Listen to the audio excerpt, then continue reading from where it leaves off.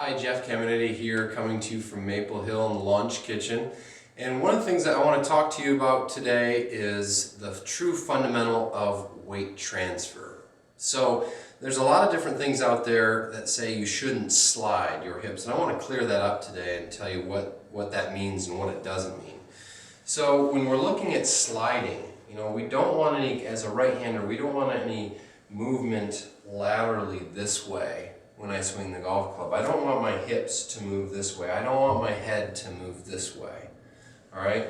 What I want to do is I want to simply turn. My shoulders are going to turn. My hips are going to turn. And with that being the case, my head's going to stay relatively stationary. It's not going to move way to the right. If it moves a little bit, that's okay. But when we talk about not sliding, that's what we're talking about. Where we are going to slide is when we transfer our weight, and you've seen every single good player do this. For instance, I have never one time in my life seen a good player finish the golf swing like this, with all their weight on their right side as a right-hander. Okay? Something that every good player does is once they get to the top of their golf swing, okay, is they're going to start to transfer their weight to their left side. Now the question comes up, do I shift or do I turn? Okay? And the answer is we're going to do both. It's a combination.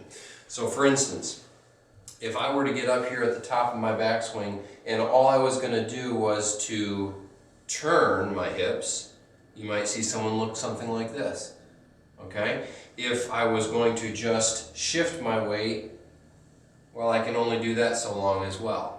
Okay, so the answer comes in the fact that I'm going to do a little bit of both, and I'm going to combine them. Okay, so I want to give you a couple drills to do that you can do to make sure that you're doing this right.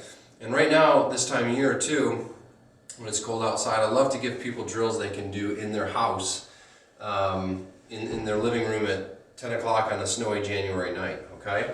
So I want to get my weight shift over. What am I going to do? First thing I want to do, drill that I'm going to give you to do at home, is just find a wall. Okay? What you're going to do is you're going to stand, get into your position here. Your hip's going to be 2-3 inches away from this wall. What I want you to do is take your backswing, and as you come down, I want to feel your hip, your left hip, hitting that wall. Okay? What I don't want to do is I don't want my shoulder and my hip to hit the wall at the same time. I want just my hip to hit that wall. And what that's going to do is it's going to ensure that I get the proper weight transfer over to the left side. All right? So it's going to look something like this. I get up here, I start to transfer my weight, and then it becomes a turn of the hips.